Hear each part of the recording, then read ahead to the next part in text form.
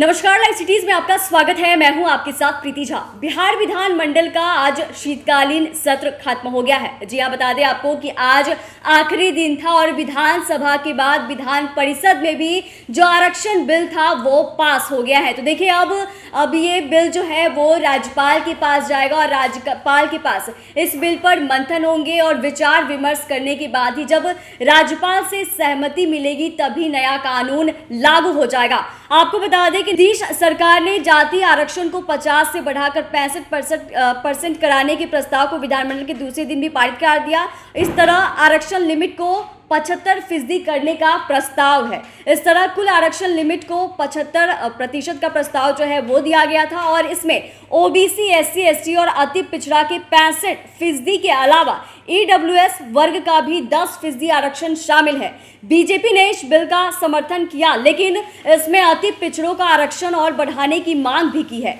यह बिल विधान परिषद में सर्वसम्मति से पारित हुआ। एक दिन पहले इस बिल को बिहार विधानसभा में पारित किया गया। वह भी आपको मालूम है कि जब बिहार विधानसभा में भी इस बिल को पेश किया गया था तो वहां से भी इस बिल को सर्वसम्मति जो है वो मिल गई थी और विधानसभा से भी पारित हो गया था। तो विधानसभा से पारित होने के बाद अब सर्वसम्मति से विधान परिषद में भी आरक्षण बिल जो है वो पास हो गया। आपको बता दें कि जब इस बिल के बारे में बात हो रही थी तो सीएम नीतीश कुमार इस बिल को पेश करने के बाद और पास होने के बाद बहुत कुछ कह रहे थे और तभी बहस भी विधानसभा में होने लगी थी। आखिर सीएम नीतीश कुमार ने इस बिल को पास कराने के बाद केंद्र सरकार से भी बड़ी मांग कर दी थी कि किस तरीके से केंद्र सरकार जो है अगर बिहार को विशेष राज्य का दर्जा देती है तो और भी ज़्यादा और तेज़ी से बिहार में विकास जो है वो हो सकेगा और कई सारी सुविधाएं जो हैं वो बिहार वालों को भी मिल सकेगी। तो ये तमाम चीज़ें हैं जहां काफ़ी दिनों से आरक्षण बिल को लेकर बातें चल रही थी कि ये शीतकालीन सत्र जो है